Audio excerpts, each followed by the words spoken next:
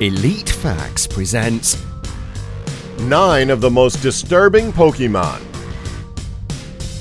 Pokemon recently turned 21 years old and only now is starting to embrace the fact that its fan base is no longer comprised of just kids. People have grown up with it over these last 21 years, and with that age, they've started to see the darker side of Pokemon. There are some things in the Pokemon games that really aren't kid-friendly, and some of the Pokemon themselves are the stuff of nightmares.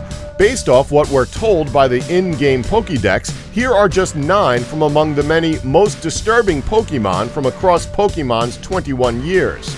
9. Haunter and Gengar.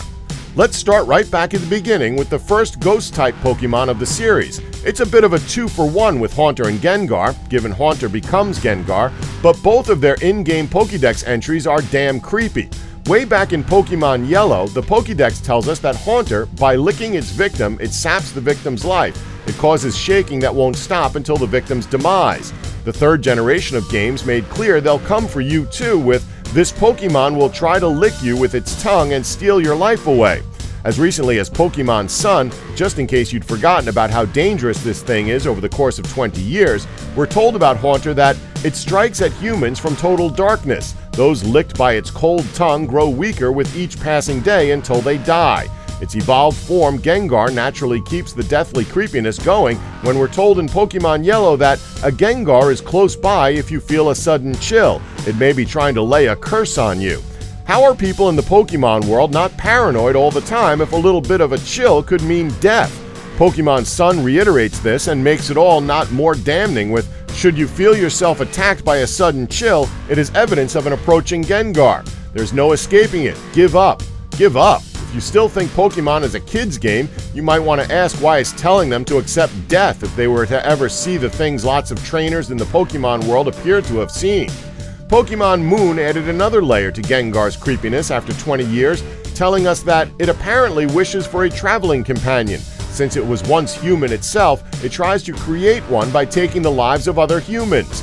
Yikes, that's as tragic as it's horrifying. Proof that this family of Pokemon really are the OG ghouls of the Pokemon universe. 8. Yamask. Moving on with a 5th generation of Pokemon now, a generation that perhaps tries a little too hard to recapture the magic of the original games, but was certainly not short on creepiness. Yamask could have been a somewhat forgettable little ghosty had it not gotten a spotlight role in the anime, or shocked the hearts of every fan who read its Pokédex entry. Yamask is dead people, a melancholic spirit you just tried to tap in a tiny ball so that it can fight for you. The black and white Pokédex entries tell us that these Pokemon arose from the spirits of people interred in graves in past ages. Each retains memories of its former life, and that each of them carries a mask that used to be its face when it was human. Sometimes they look at it and cry. Yes, they remember everything, and they carry with them a mask that reminds them of their face. That's got to be some kind of hell. 7. Muk. Ignoring the jokes about spelling its name backwards like with the Pokemon Ekans and Arbok, Muk is a very disturbing creature. For one, its body is made up of sludge, so it's almost certainly several parts sentient sewage. What is so disturbing about this Pokemon is just how toxic and damaging to everything around it is. The Dex tells us in red and blue that thickly covered with a filthy, vile sludge, it's so toxic even its footprints contain poison. Yuck. Later entries tell us that the scent of Muk is alone, enough to cause fainting. Its touch can also immediately kill off plant life. Pokemon Sun and Moon gave us the Alolan Muk, which lives off eating garbage, in a move that has seen Muk go from being the result of pollution to a pollution solution. You would probably think that this is a very positive change were it not for the Pokemon Moon Pokédex entry that tells us, while it's unexpectedly quiet and friendly, if it's not fed any trash for a while, it will smash its trainer's furnishings and eat up the fragments. 6. Espurr. When you see Generation 6's Espurr, you might simply think that this gray little kitten has seen some terrible, terrible things. If anything, its aghast look is more because it's afraid of what it might do. The Pokédex tells us straight up that it has enough psychic energy to blast everything within 300 feet of itself, but it has no control over its power. This is pretty terrifying to think about given it's just a tiny little cat. 300 feet of destructive mind power for such a teensy kitty? If an Espurr is meowing for attention, for your own safety and of those around you, you should probably pet the damn thing and give it a cuddle.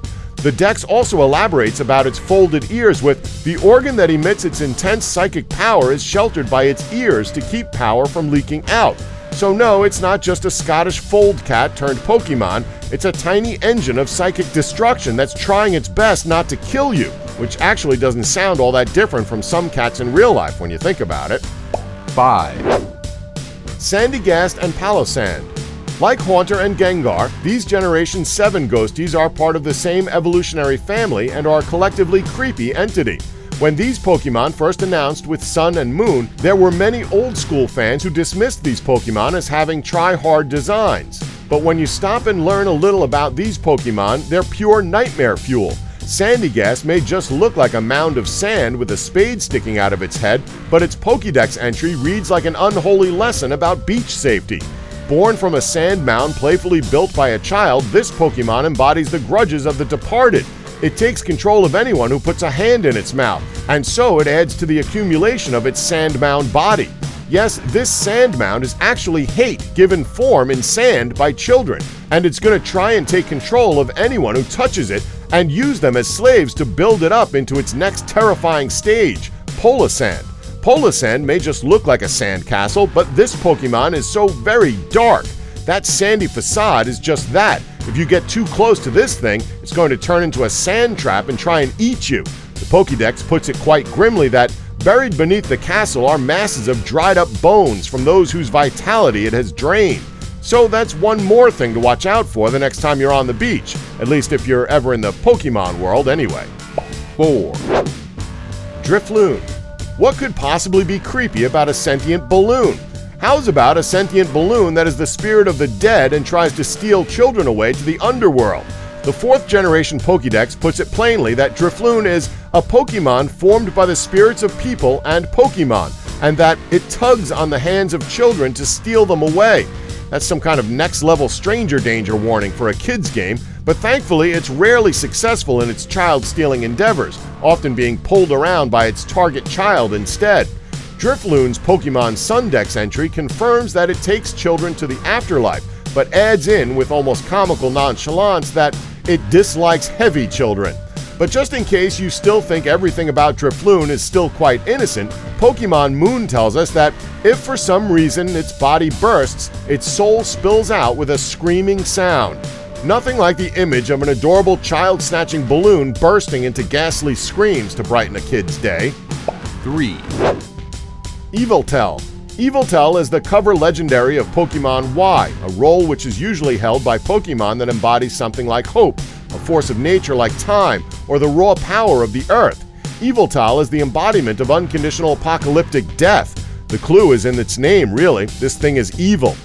Maybe it's not entirely evil, given Yveltal can only survive by bringing death, or as its Pokédex entry puts it, when this legendary Pokemon's wings and tail feathers spread wide and glow red, it absorbs the life force of living creatures.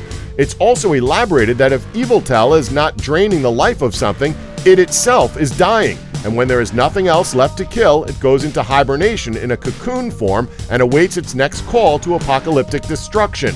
All signs point to Yveltal as being a hybrid of the corpse-swallowing eagle and unnamed eagle at the top of Yggdrasil from Norse myth. At least Pokemon Y that featured this beast was the first where the protagonist was a teenager, which is somewhat marginally better than allowing Death Incarnate to be caught by a 10-year-old. This game even lets you feed it cupcakes in an effort to get it weaned off the life energy of the innocent. 2, Ninetales. This graceful nine-tailed fox from the first generation of Pokemon is quite deceptive in appearance, as all its Pokédex entries point to it being a near-immortal creature of fiery vengeance. The Pokédex regularly tells us that this fox is the reincarnation of 9 noble saints or wizards, which, while likely a reference to Japanese legend, is made all the more creepy and sinister when you account for all the other of Ninetales' Pokédex entries. It doesn't matter, you won't likely live 1,000 years, but if you grab one of Ninetales' tails, we're told that, very smart and very vengeful, grabbing one of its many tails could result in a 1,000-year curse. These tails also apparently contain wondrous energy that let this fox live for those 1,000 years should it ever want to see through with that curse. We also learn from the Pokédex that it's capable of understanding human speech, so talk trash about it and we'll probably curse you too. This fox is also capable of mind control. The dex telling us Ninetales casts a sinister light from its bright red eyes to gain total control over its foe's mind. The grisly addition of it can burn its prey to a crisp as it pleases in the Pokemon Sun dex really makes you wonder, how is it that all of this power that an alliance of Ninetales have not taken over the world yet?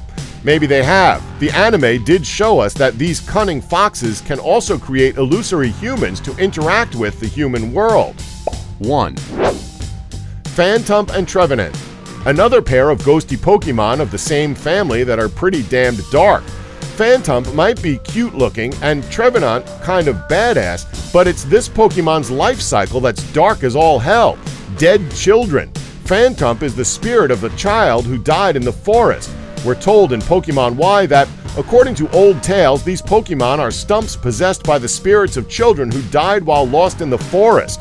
Pokemon Sun reiterated this with the addition of the spine-chilling, "Their cries sound like eerie screams."